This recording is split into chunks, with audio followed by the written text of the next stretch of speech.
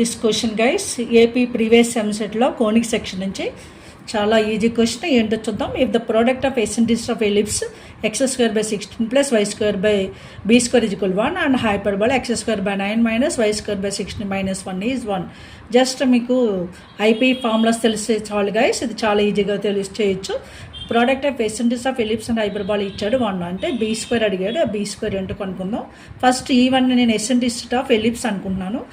ఎసెంట్రీస్ of ellipse root over A square minus B square by A square, 16 minus B square, 16 minus b square by a square 16, b square minus 16 minus b square by 16 root over then 16 minus b square by root 16 అంటే 4. Okay, ఇది eccentricity of the ellipse. Eccentricity of hyperbola ఇది మీరు observe చేయండి, ఇది conjugate హైపర్బాలా ఎందుకంటే -1 ఉంది. Conjugate hyperbola eccentricity b square plus a square by b square. b square is 16 plus a square is 9 by b square is 16. So అది root over 25/16 అంటే 5/4 అయింది.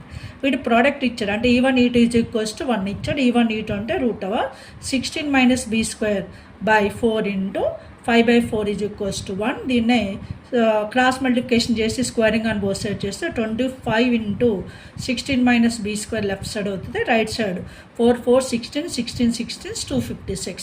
ఇప్పుడు 25 16 400 minus 25 B square is equals to 256.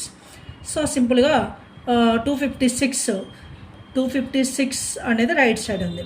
Left సైడ్కి తీసుకొస్తే 400 minus 256 is equals to 25 B square. ఓకేనా, 400 minus 256 is 144.